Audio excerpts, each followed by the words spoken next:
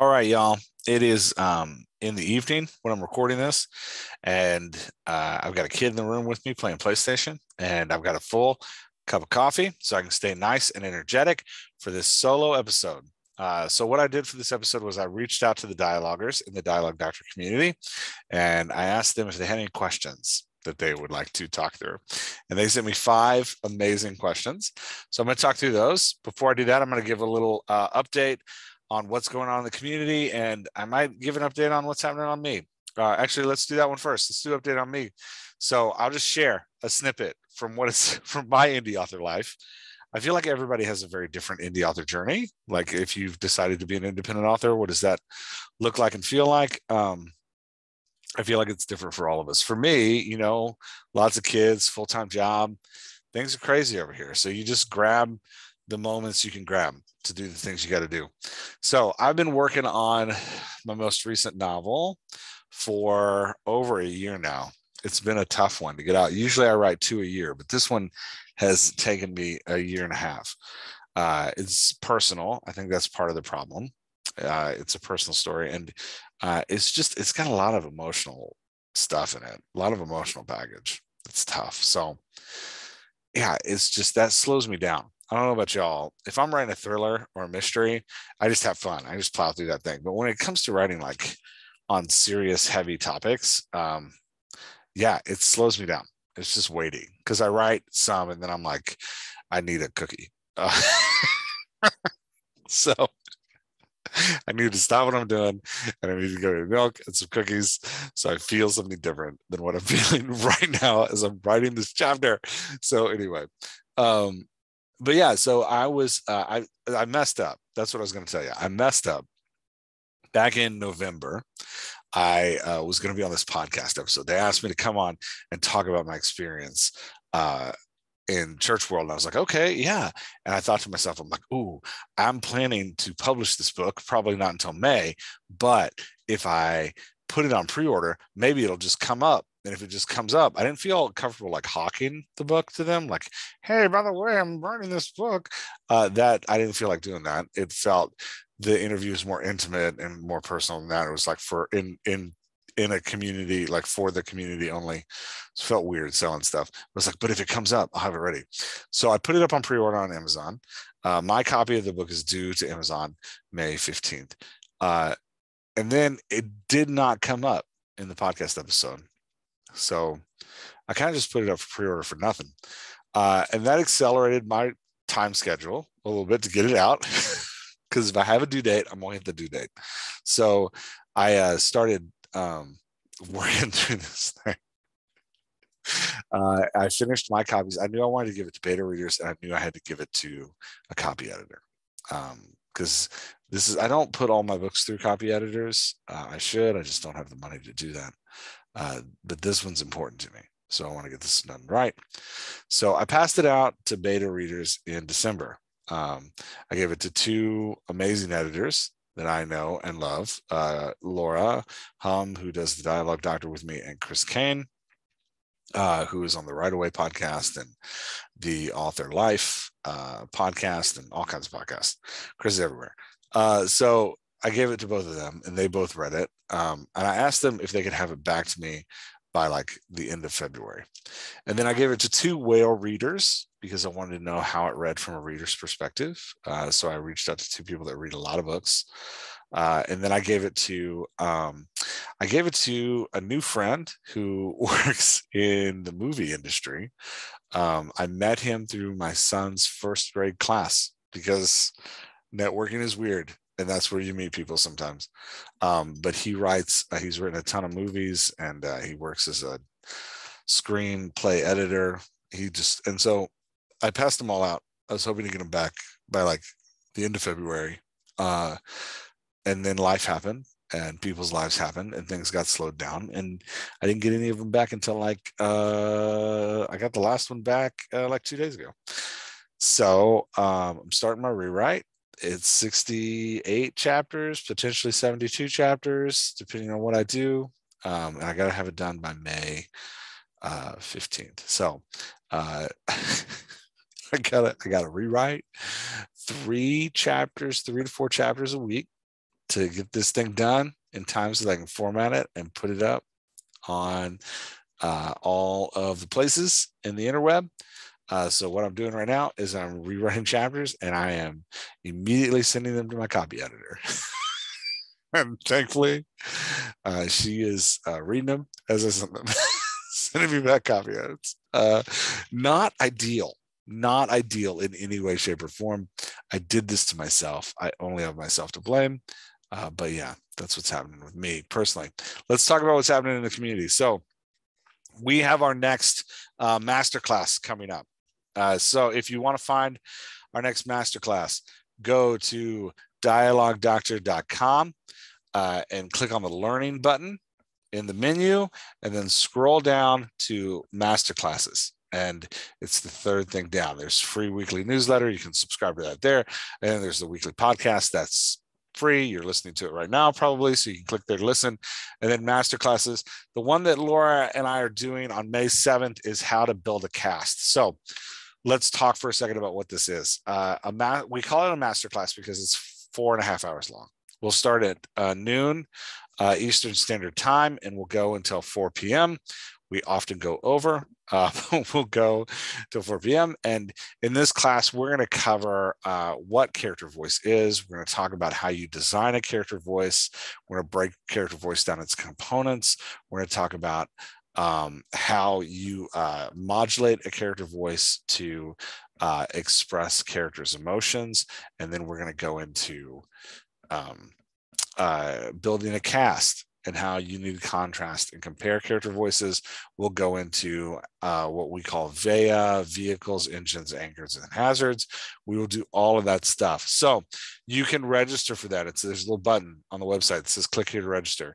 It'll take you to a Google form. You can register for that in that Google form. So go sign up for the masterclass. It's going to be fantastic. This is the third time we've done this one. Everybody who's done it has absolutely loved it. Ask them, just call them and ask them yourself. They'll tell you, like, man, yeah, that was an amazing masterclass. Just kidding. I know that you don't know anybody that's actually taking it. But yeah, so it's fun. It's a good masterclass. Do that. All right, now let's get into the questions from the Dialoggers. They gave me 5 questions. 5 questions from my amazing Dialoggers.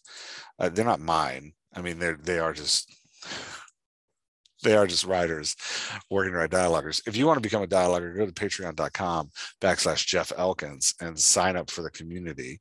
It's $5 a month. You get to be a Dialogger. You get to join the Slack conversation. You get $20 off of all the master classes we do. So if you want to come to masterclass and you want 20% off, go register to be a Dialogger first, and then sign up for the masterclass. You get 20% off. Yeah, and I have been poor writers. I am sometimes a poor writer, so I understand. You got to work systems. So I'm just laying the system out for you. Go do it. I think it's smart. So questions from the Dialoggers. Oh, you also going to want them on Zoom call as a Dialogger where we look at stuff together. Last month, we looked at a short story. Next month, we're looking at the book, She Who Became the Sun, together, and we talk about the dialogue and how it works. You also pretty much have unlimited access to me. You can ask me anything anytime in the Slack, and I do my best to answer, but be careful because sometimes you're going to get an essay. And then for $8 a month, you get a bonus episode that comes out once a week. All right, that's enough of that. Let's talk about the questions from now that you know who the Dialoggers are, they're members of the community. Let's talk about their questions. So first question from the Dialoggers. Can you use dialogue? Can you use body language instead of dialogue in a conversation? Can you use body language instead of dialogue in a conversation? So this leads me to, before I can answer that question, I think we need to spend a second defining dialogue and what dialogue is. I know that in its simplest definition, dialogue is the words that are in quotes that came out of a character's mouth. But that's not actually what I think of when I think of dialogue. So the reason we focus on dialogue in this podcast and as we're writing craft is not just because I like listening and studying how people talk. I do enjoy that. But it's also because the dialogue portions of a book are the most compelling and engaging portions of a book. It is what the reader connects with most intimately, the reason that is because we are in our nature communal creatures. So just keep that in mind, right? Because I'm going to come back to that in one of these other questions. But in our nature, we're communal creatures. So when we see creatures interacting, we see that community being negotiated between different humans. We engage because it's how we're built to engage. So that, let me summarize that. We love dialogue in books because it reminds us that we're communal creatures, and we love seeing communal creatures interact. So what is dialogue? Dialogue is the exchange, spoken and unspoken, of emotions and expectations. That's what dialogue is. The exchange that can be spoken or unspoken of emotions and expectations between characters. And that it's so compelling because we're hardwired as these communal creatures to seek out that exchange, to understand that exchange. Doesn't mean the exchange is always straightforward. No, often what is being negotiated between the characters as they talk to one another, as they interact with each other, they may not even have knowledge of themselves, but this is what we're doing. We're saying, when we talk to people, we're saying, I have expectations in this conversation. I have expectations of you. I have expectations of myself. I have expectations of the world around me. I have emotions. I feel things. I'm feeling things right now. And when I interact with you, I'm expressing all of those things, sometimes silently, sometimes verbally, but I'm expressing all of those things as we talk, even if we're talking about the weather. That conversation about the weather is communicating how you feel and what your expectations is of the world and the people you're talking to. So that's what dialogue is. So body language is part of dialogue. So to get to the root of the question, body language is part of that exchange of emotions and exchange of expectations. It's how we often unconsciously communicate how we're feeling about something or what we expect of something. So body language is part of that dialogue, which is why, for me, when I talk dialogue in a book, I'm talking anytime two characters are interacting, two or more characters are interacting with each other. That falls under the category of dialogue. Okay, so now that we know what dialogue is, can you have dialogue that is just body language? Specifically, the dialoguer asked if I could give an example of body language of like two people that are leaving each other, that are never going to see each other again, that don't want to say anything. Of course, that can happen. So, like, just keeping it simple and off the top of my head, let's say that, like, Jimmy looked back at the train knowing it was about to leave, and he looked at Mary and said, well, I think it's time. Mary looked over his shoulder at the train. She said, do we have to? And he said, yes, it's time. And she reached up, kissed him on the cheek, squeezed his hands, and then walked out of his life forever. Right? Like, that last statement, that last utterance she makes, kissing him on the cheek, squeezing his hands, and then walking out of his life forever, that is a body language based utterance in which she doesn't verbally communicate anything, but it is still dialogue in her, like, emotions and expectations. So I hope that example helps. Dialoguer Mary, I hope that answered your question. I just realized that I used your name in the example. I apologize for that. That was not intentional. You can't let me do solo shows, y'all. If you let me do a solo show, everything goes off the rails and things get wacky. Okay, so that's the first question. First question down. Second question, talk about using inner dialogue. Inner dialogue is the thoughts that our character has, that running conversation that we all have in our minds. We like to give it to readers on the page, especially in certain genres. It becomes almost necessary. So I don't have any like big thesis on inner dialogue. I just have, these are the 6 things that I talk to readers about all the time, or writers about all the time, when I find inner dialogue in the work that I'm editing. First, the reason we like inner dialogue, the reason we like to use it as a writer, and the reason readers like it, is because it gives an intimate connection with a character.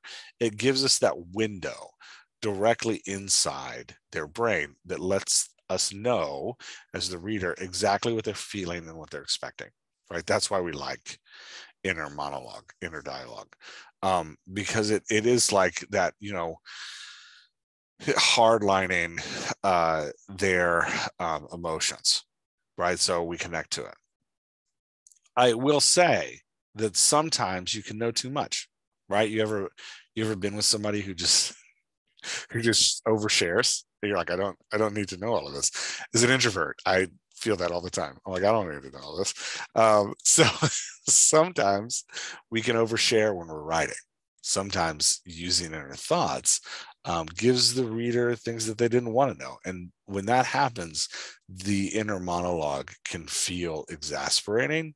It can make us tired as a reader. It can really push us to step away from the book. So there is a balance here, in that you're hardlining intimacy when you use inner monologue, but there are times when you're removing too much of the mystery of the book, too much of the mystery of the character. We just didn't need to know all that. So you got to walk that balance with your inner monologue.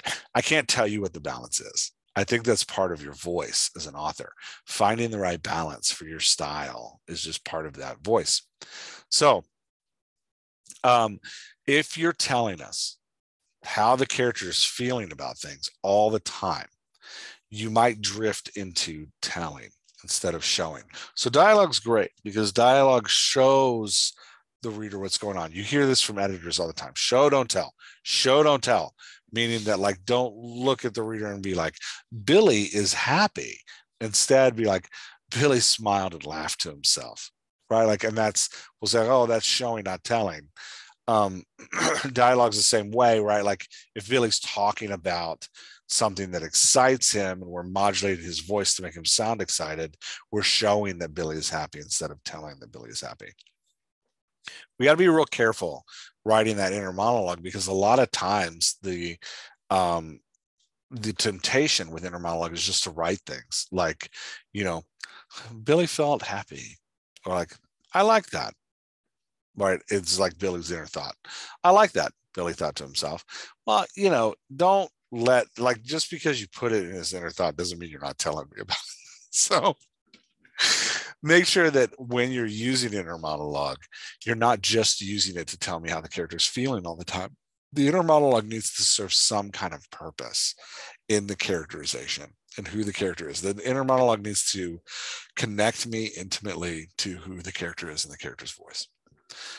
So that being said, I find that inner monologue works best with characters who have a rich internal life, right? If a character has a lot happening in their head and doesn't say all of it out loud, having inner monologue is great, because you can contrast what's happening in the character's head with what the character says out loud. That's really good. Or if the character is constantly in a place, whether through anxiety or through some kind of need to put on a mask when they're talking to people, if the character is always doing that, then inner monologue is excellent, because you can show the difference between who the character is authentically inside and how they're speaking on the outside. Right? Like, so we want a character with that kind of rich inner life that contrasts their exterior life. That's where the inner monologue really hits its sweet spot. A character who says what they think all the time does not need inner monologue. Right? If the character says what they're thinking all the time, we know what they're thinking.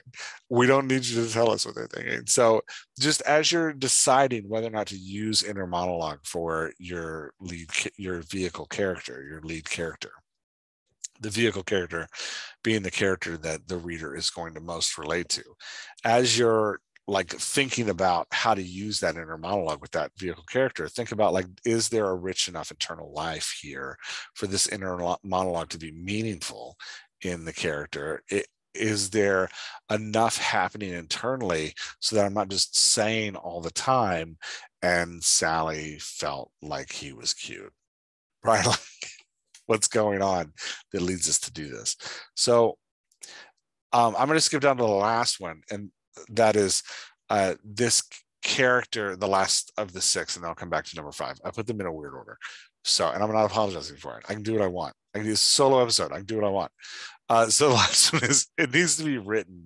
That inner monologue needs to be written in the character's voice. So the inner monologue needs to sound like the character. When we talk about a character's voice, we talk about words the character uses, meaning the topics and the language the character uses. We talk about the body language the character uses. We talk about the cadence the character uses. We talk about the pacing of the character. Come to the masterclass. You'll get all that in droves. We'll break all those down in detail. But just now to say, like, your character's voice has a specific shape to it. And the inner monologue needs to sound like that shape. So the inner monologue can be a modulation of the character's voice, but it needs to sound like the character's voice. So, for example, I'm doing a character with inner monologue right now. I didn't want to, but going back to my conversation about all the editors I sent my book to, I had a character. I have 2 POVs. One of my lead POVs, he is very much in his head all the time. He's constantly debating things in his head, and he doesn't say very much, and he apologizes a lot. So he's apologizing all the time, and he's not saying very much. But I had no inner thoughts going because I was going full Hemingway, only dialogue. So 4 of the 6 beta readers came back to me and said, yeah, I don't like him because he doesn't speak, and I need him to tell me what's going on. You have to give him inner monologue. So part of my rewrite is giving him inner monologue. Now he fits well for it because he has a rich internal life, and what he's thinking is rarely what he says. And when I was writing what he said, I would try to give body language that communicated that, but I am not Ernest Hemingway, and I didn't pull it off. So now I have to go give him inner monologue. So writing it in his voice, right? Like, he's apologetic, and he's a very anxious character that uses and likes, and often will, if you really corner him and make him talk, he'll debate out loud the right way to go. So I realized that is the modulation of his voice I needed to lean into for his inner monologue, that debating the right way to go. So his inner monologue is often him debating how he feels about something. I use a lot of maybes with question marks. Maybe he meant this. Maybe he meant that. Maybe it should go this way, or maybe it should go that way. Tim wasn't sure, right? Like, that's a lot of how that, but that inner monologue is in his voice, right? Like, so the inner monologue feels and sounds like a modulation of his external voice. That's important. Rich internal life, and it needs to feel and sound like their voice.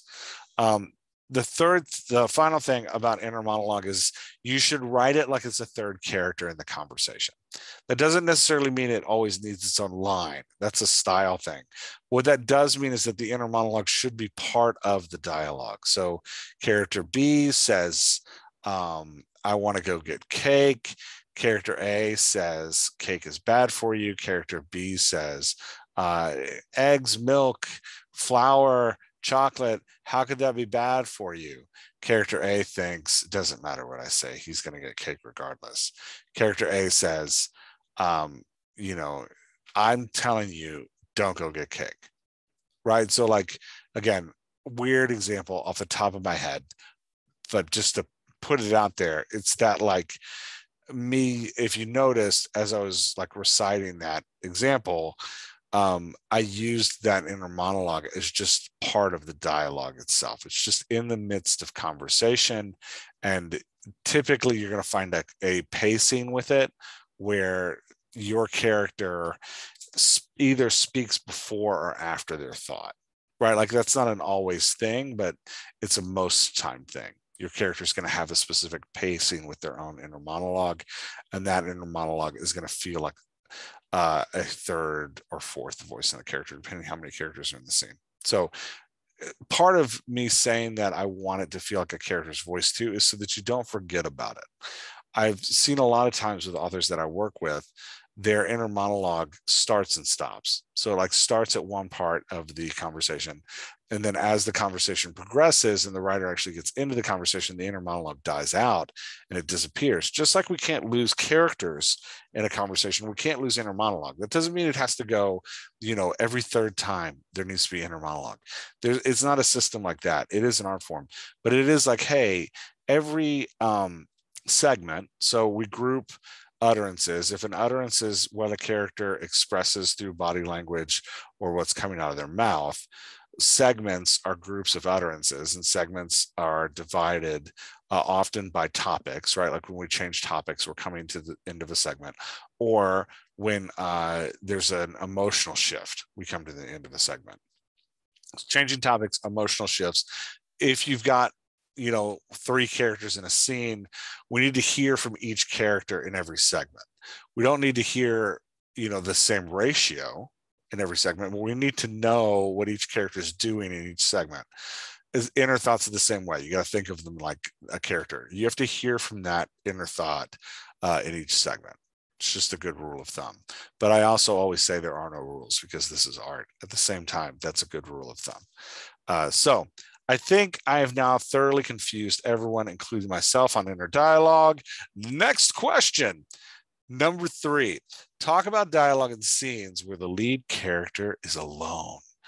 I put this, see how I did this? I tied these 2 questions together because we're talking about inner thoughts and now we're talking about a character that's alone. So when your character is alone, you have to get them talking to something. You cannot have pages and pages of prose where a character is just walking around not having a conversation. Readers skim prose. The point of prose is to help readers reflect and feel a sense of awe or wonder at the scope of what's happening in the story or the scope of what's happening in the scene. Readers will only tolerate so much of that. I found that it's you get 5 to 7 paragraphs of prose before a reader starts to kind of flip the pages and be like, okay, when are we getting back to the action? And by action, they mean the dialogue, the interaction between characters. So if you want a character alone, you have to get them talking to something. I've worked this with a lot of authors, and it's amazing. I'm going to challenge you. If you have a character by themselves, find something for them to talk to. You're going to be amazed at what you come up with. One author I know who I love her books. She's written so many of them now, and they're great. We were talking about this. She had a character that was alone, and she was like, you know what? I am going to include a imaginary friend who is Charlie Chaplin. And when she said that, I was like, really, Sherry? That's what you're going to do? But man, when she wrote it, it was so good. And Charlie became my favorite character in all of her work. Now, you don't have to do that. I've seen authors like have conversations with their coffee pot. I've seen authors have conversations if they're driving. The characters had a conversation with the car that in front of them. I've seen them have conversations with themselves where they talk to themselves, right? Or conversations with their own inner thoughts, where their inner thoughts are thinking one thing and they're saying another thing to themselves. There is endless amounts of options of what your character can speak to, but your character has to talk to something. You cannot have your character wandering around in silence. They have to talk to something. A lot of times, a good way to solve this is first-person POV. If you really are going to have a character all alone by themselves, right? Like if this is Waterworld and Kevin Costner is just going to have long scenes on the ocean, filtering his own urine to drink. If that's what's going on here, first-person POV can be helpful. I think about, I don't remember if I talked about this on a podcast or at a conference or just with authors I worked with, but this always reminds me of Andy Weir's book, The Hail Mary Project, right? Weir has a problem on the Hail Mary Project in that his lead character is on a spaceship, by himself for a good section of the book. Now, I've never read his other book about Mars. I only read the Hail Mary Project, so I can only reference that. The character ends up talking to the computer a lot. In fact, he wakes up in the spaceship alone with no memory of who he is or how he got there, and it starts off with a conversation between him and the computer's AI. Right? There's a lot of ways Andy Weir could have done that scene, but Andy Weir, whether intentionally or just because he's an amazing author and intuitively knows it, he constantly has conversations going. Other times the character's talking to himself, right? Like he'll be talking to himself about the math.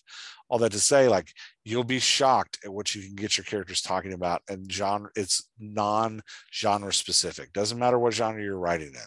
You got to get your characters talking to people. And if they're alone, first person POV is a good thing to do, because then the character can talk to the author. The reader. So first person POV works to kind of solve this problem, because the character can have an ongoing conversation with the reader, right, as part of like who the character's talking to. It's not ideal. I would say ideal is the character talking to something else in the world they're in. But if you're doing first person POV, talking to the reader is like, a step in the right direction. Okay, so let me summarize. What do you do when your character's alone? You get them talking to something, inanimate objects, animals that are around them, imaginary figures, talking to themselves, right? Whatever you need to do, get them talking to something. A lot of times sidekicks are great for this too. If you can just throw a sidekick into the story, like let's say you're writing about magical vampires, and one of them is obsessed with the moon. I'm talking to you, Shane. I'm talking to you. Whenever that character is alone on a rooftop and they're like looking around thinking about what they're going to do, get that character talking to the moon, right? And that's the other thing, is that the thing that they're talking to needs to respond. How did I leave this out of my answer? Y'all, this is bad. You got to stop me from doing solo episodes because I just ramble. It's not enough that they're talking to something. That thing needs to talk back. Now, the thing doesn't need to actually verbalize. So when your vampire character is on the roof talking to the moon, it doesn't mean that the moon needs to speak back to it. It means that he needs to interpret what the moon does as a response. The moon glared back at him. We know the moon isn't actually glaring. The moon doesn't have eyes, but your character can feel that. Or, I have a character, I'm working on a romantic comedy about a guy who talks to inanimate objects, and they're always speaking back to him. So like there's a scene where I put him on a subway and he's pulling candy hearts out of this box that have like messages on them. And, he pulls the first one out. He's really angry about something. He pulls the first one out. It says like, be kind. And he's like, I will not be kind. You cannot make me be kind. So he like eats the candy heart and he feels good about it. And then he pulls another one out, and that candy heart says on the message, eating me doesn't make the message go away, or something like that. Like, it's like speaking back to him in this weird way. And then he gets mad at the box of candy hearts. He starts yelling at the box of candy hearts. And at one point he feels like the box of candy hearts is giving him a side eye, even though the box of candy hearts doesn't have any eyes. So what I'm saying is, not everyone should write magical realism. That's not what I'm saying. What I'm saying is that you got to get whatever your character's talking to responding back, even if the response is only in your character's mind, right? Because we need the give and take. We're in this for the exchange of emotions and expectations. So we need that give and take back and forth between your character and whatever they're talking to. So get them talking to something and make sure that thing is responding, even if it's only responding in your character's mind. It's going to make your book way more engaging. All right, next question. Woo, 3 down, man. And we're grooving through these. This is great. Okay, how do I redeem an unlikable character? Excellent. How do I redeem an unlikable character? Amazing question. So let's first talk about what makes a character unlikable. Now, I actually did some research on this. I thought I got this question. I was like, you know what? I should check that before I answered it, because I had an answer in mind, but I was like, man, I should really like dig into that a little bit. So I did. I went and I did a bunch of Googling, which is how we all research now. We Google things. And I was like, what makes somebody unlikable? And there was an article written a while back in Forbes that kind of outlined 9 things that make somebody unlikable. I'm not going to read the article to you. And then a lot of people reference that article. It's like, yes, this is true. So the things were humble bragging, being too serious, not asking enough questions, emotionally hijacking a conversation, whipping out your phone and focusing on your phone, name dropping, gossiping, and having a closed mind to other people's ideas. So I was reading when I read those 9 things, they kind of confirmed what I was thinking. If you notice those 9 things all turn the conversation that's happening or the interaction that's happening on the unlikable person. And I really believe that's what makes a character unlikable. What makes a character unlikable is they put themselves and their own desires above the needs of the community around them. This goes back to us being communal creatures, right? That we naturally want to be in community. We naturally want to have some form of tribe. When a character is putting themselves above the needs of the tribe or the community, they become unlikable. That's what humble bragging is. Humble bragging is turning attention to yourself. That's what name dropping is. Name dropping is turning attention to yourself. Look at how great I am. You're getting the conversation to focus on you and not the other people around you. Not asking enough questions is turning the conversation back on yourself and getting everything focused on yourself. These things make characters unlikable. And you don't need to point out that they're doing it.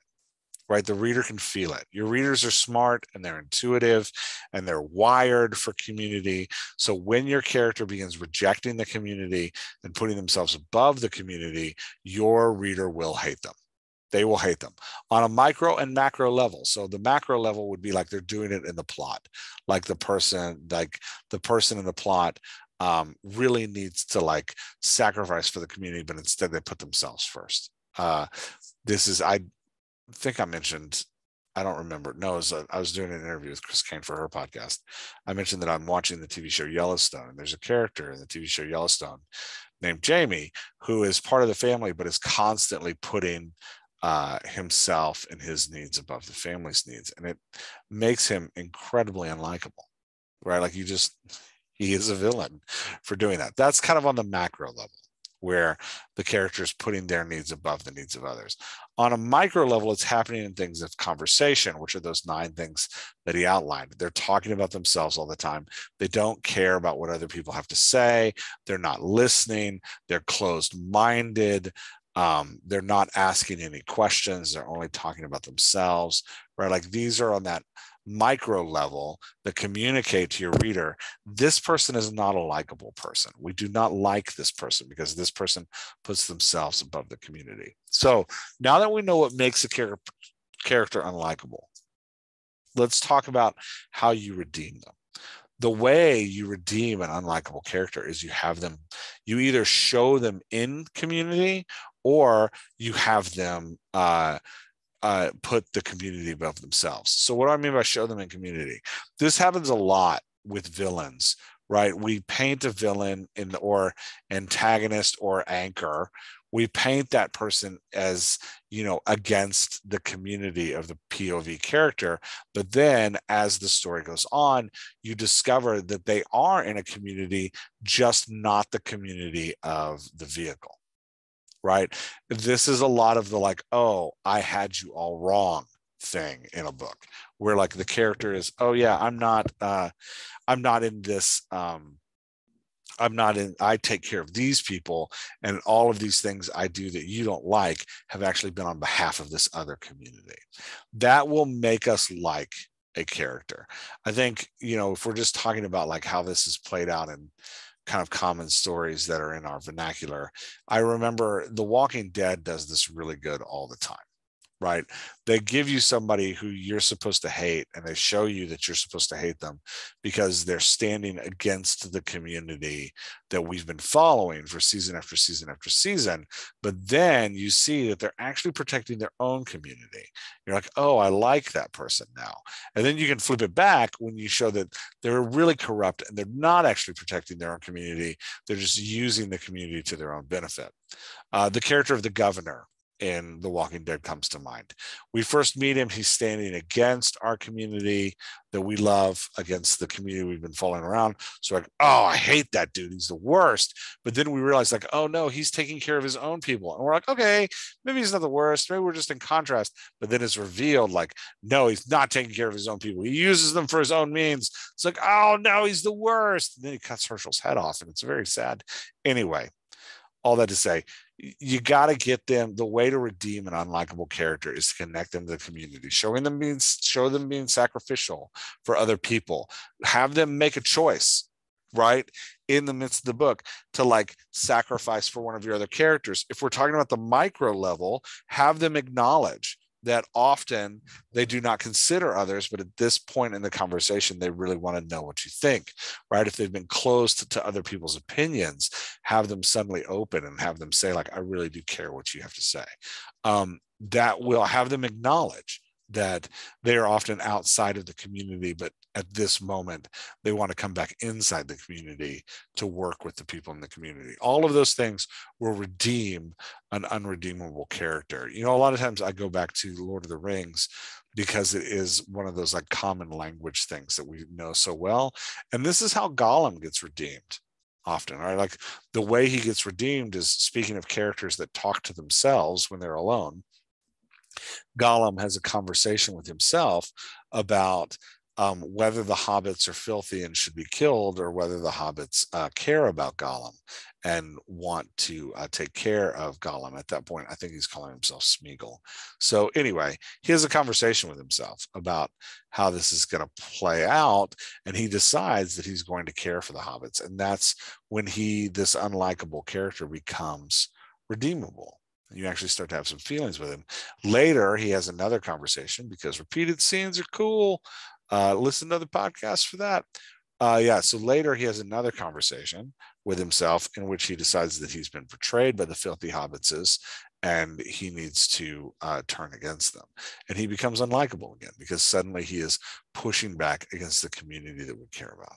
So that's a lot on likable and unlikable characters, and how to make them likable, and how to show them in community, and all that good stuff. I hope that helps.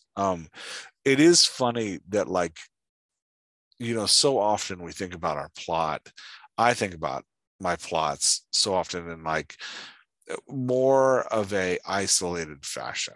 Like, here's the problem, and here's what my character needs to do to solve it, and here are the things my character needs to go about to do solving it. But more often than not, great stories are really about a community of people, and they're told from a perspective of that community.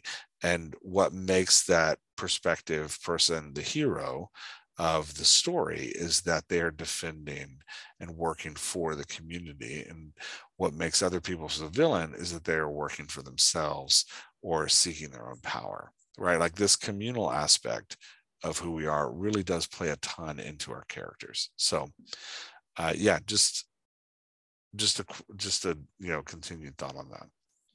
Okay, last question is talk about creating and maintaining community. So I thought this was interesting. I think I'm going to answer it in two ways, because I'm not sure if the dialoguer wanted community in real life, like how we create and maintain a community of writers that we're a part of, or if the dialoguer was talking about creating and maintaining community in a book.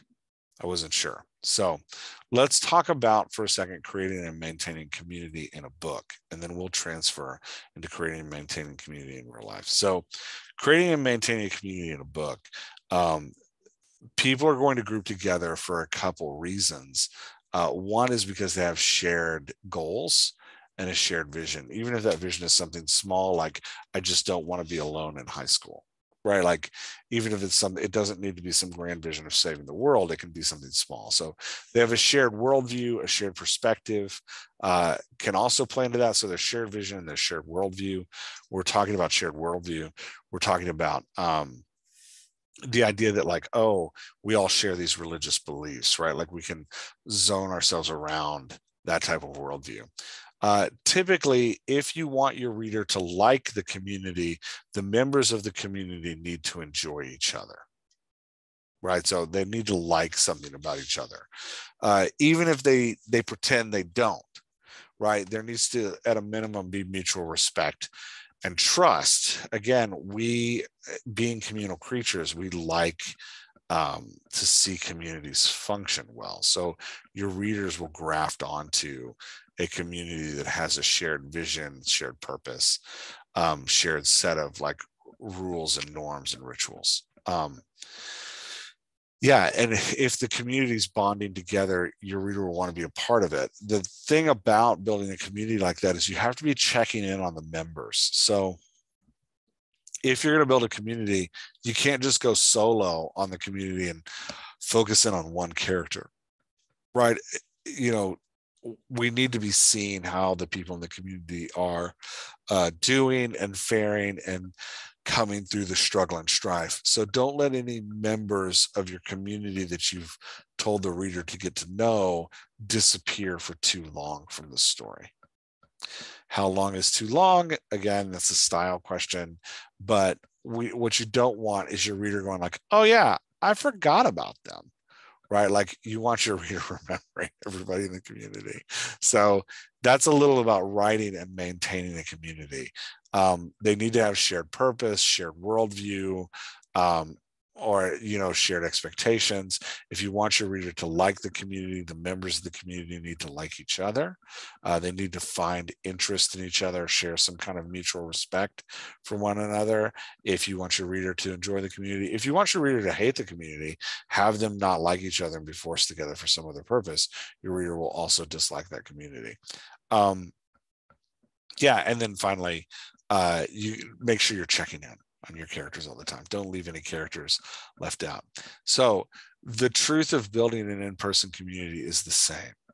The key to building a community is understanding that it's not about you and what you need or what you're going to get from the community.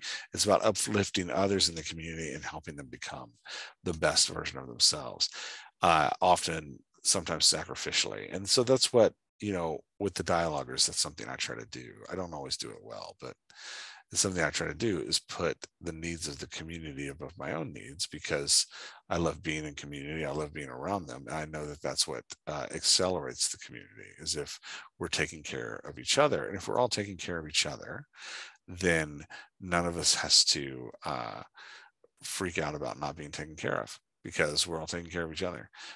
There are things that help that community, like I was mentioning before, like establishing common language, rituals and norms, all that kind of stuff. A lot, if you're wondering why I'm talking about this all freely, a lot of this comes from my 15 years of work in church world. We thought a lot about community. So yeah, you develop norms and customs in order to have a shared identity and shared language. That's part of building community. But the key to building and maintaining a community is making it about the community members and not about yourself. That's what's important. Okay, so those are my 5 questions for the Dialoggers. If you want to ask me questions that Laura and I, or just me in a rambling solo episode, will answer on the podcast, come join the Dialoggers. It's a lot of fun. And I think that's it. So I am going to turn off the podcast and go back to working on my 4 chapters for tonight that I have to rewrite before I go to bed, so I can hit my Amazon deadline. And I hope you have an amazing time writing. Go get those words on the page, and I will see you again next week.